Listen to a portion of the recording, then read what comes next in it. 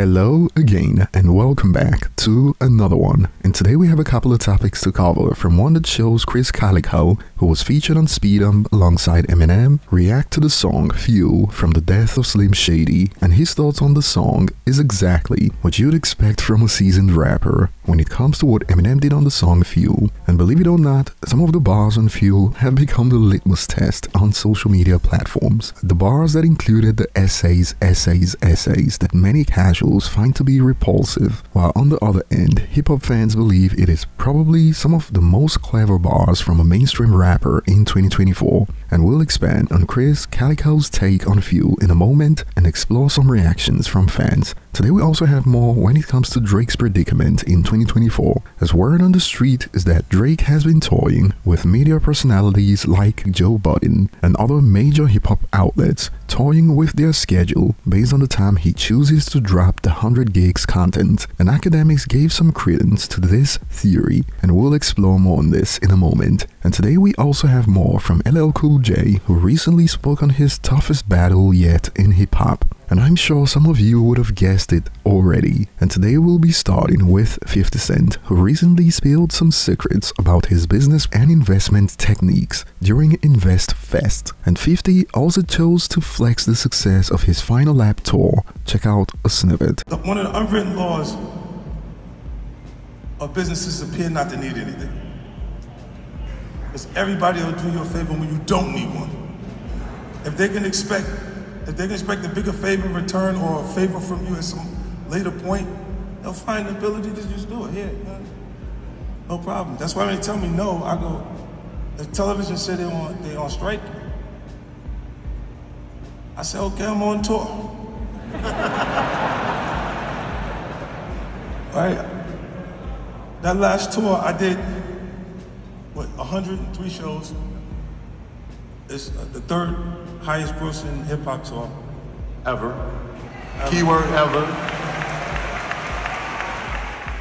And before we head to the next point, if you don't know, YG recently released an album, and this provided us with a great moment to test out the double standard in hip hop music, because hip hop fans will swear up and down that sales don't matter. But I'll leave it up to you guys to guess how hip-hop fans are taking this news. YG's Just Read Up 3 sells 8,000 first week and debuts at number 151 on this week's Billboard 200. And from the sales don't matter crowd, things changed fast. Dude went double jeopardy, and they kept going. Still can't believe Sexy Red did better than YG skull emoji. 8,000 is crazy laughing emoji. And moving on, speaking on the rumor that Drake is deliberately releasing his music after hip-hop media personalities go for their weekend, recently hit Akademiks' radar, and he's also buying into it following the latest 100 gigs drop from Drake. Check it out. Always calling cap on Joe Budden, except I actually believe Joe Budden this time. Joe Budden records on Friday. As soon as that nigga's done recording, he did drop it. The song came out and leaked. Trust me, I never wanted to believe that Drake even would schedule or leak something at that time. I think he definitely leaked it at that point that they couldn't have a word to say about it before their Saturday pod, which they do on Friday around 3 o'clock. 100%.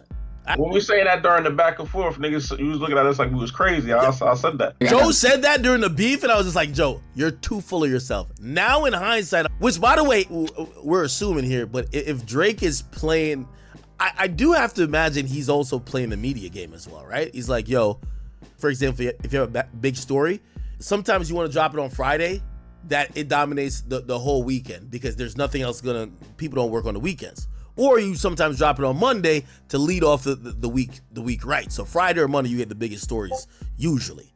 I don't know if that was coincidental, but I did notice, I was just like, yeah, no one has given, no big media outlet but me has given their opinion on this because they're all not at work. The Breakfast Club ain't coming back till Monday. You won't get a Joe Budden podcast till Wednesday.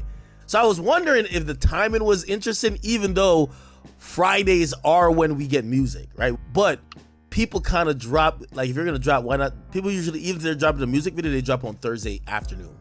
They drop on Thursday afternoon and it gets on DSPs at midnight. But he dropped on Friday afternoon, I believe.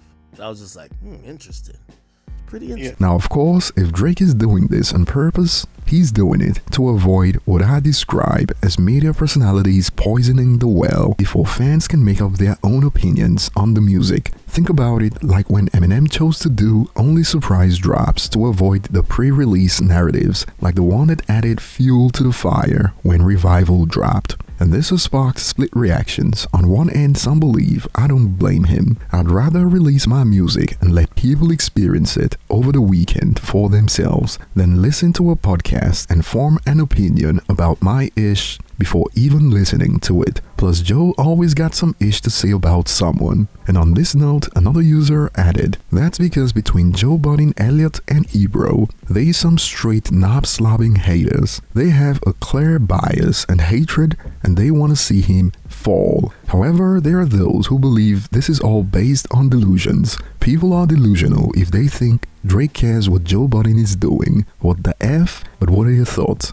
And moving on, Krizz Calico, who was featured on Speedom, recently reacted to Fuel from Eminem's latest album. And boy, he went off from the get-go early on after Eminem's verse started. I ain't saying that JID is hard. Matter of fact, I want to do a song with him. But for some reason, when M come on, his voice sound like the song just goes up a notch. That's what happened in Speedom. I know I did my thing in Speedom. M said it in interviews like, man, that verse, dude, he didn't even know who I was at first. He just was getting on the song with Tech. He was like, dude, that verse, though. But when he comes on a song, man, I don't know, man. Everything he says, dude, it ain't just wordplay.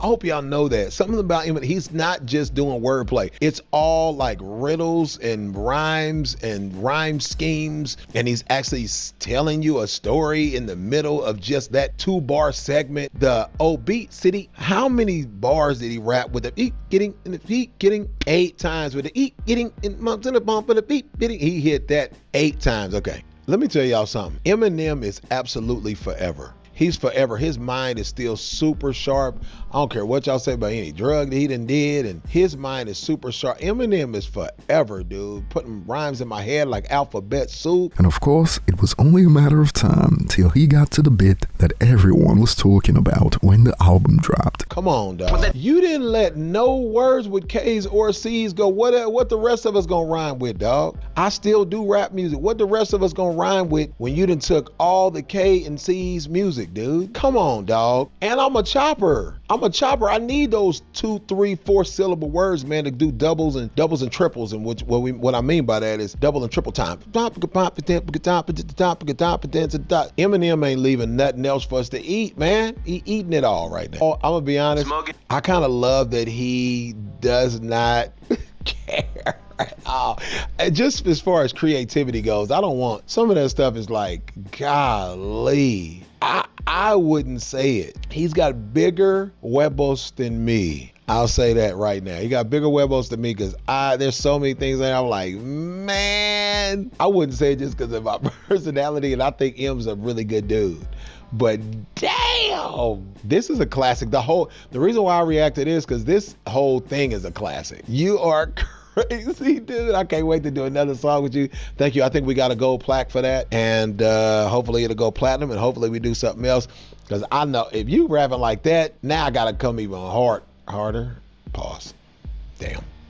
Now I gotta go even harder if we ever do anything ever again. And this is why eyebrows were raised when Genius decided to give JID Verse of the Month in a month when Eminem dropped a whole album, which is strange, as Krizz's reaction is exactly what I expect from a rapper. No way anyone who writes raps or study the art of rapping listens to Fuel and think JID gets Verse of the Month, although he had an amazing verse, and some users haven't forgotten. But some of these JID fans claim he washed Eminem, but to be fair, I don't think they were JID fans, just Eminem haters, as those takes were often followed by takes about how JID was the only thing that was good on the album. And some have now expanded, Real ones know exactly how dope M is. M only gets slandered here on this app by a bunch of kids and weirdos who don't know ish about hip-hop. And moving on, we got to hear from LL Cool J when he was asked about his toughest battle in hip-hop. Check out a snippet of how it went from Ray Daniels Media. Speaking of competition, who gave you the battle that you feel like was the one that once you got through, because you never lost one? It makes me laugh. That's hard, right? Yeah. Anyway, look, I would say out of all of them, probably Cannabis, because he was a pain in the ass. Yeah. And I was a little more disconnected. Yes. So it made it way more difficult. Yes. You know? It was him, but it was more about, look, I was doing sitcoms and shit. Like I was, you know what I'm saying? Like I'm like, he's rapping in my ears, biting at my calf muscle. I'm over here doing sitcoms and shit. I'm like, yo, this shit is crazy right now. This motherfucker fucking with me, bothering me in the middle of the night. People asking me. Got Mike Tyson running in the sand like, what are we doing? And you know, our culture is crazy because they won't leave you alone about this shit. Yeah, what you gonna do? You see your man. Yeah. What you gonna do about your man? Yo, so you just gotta deal with this shit, right? So I would say Cannabis. I would say him. And, you know, I wish him the best. And boy, users have been going off in response to this with some wild takes like this. LL was never lyrical. His rise after one hit was Hey Ma, then he pivoted to acting. I never hear someone listing him as a great. Shrugs emoji. Just yesterday, we saw someone claim Drake put Eminem on, and now this, a tweet about how no one is listing LL as a great.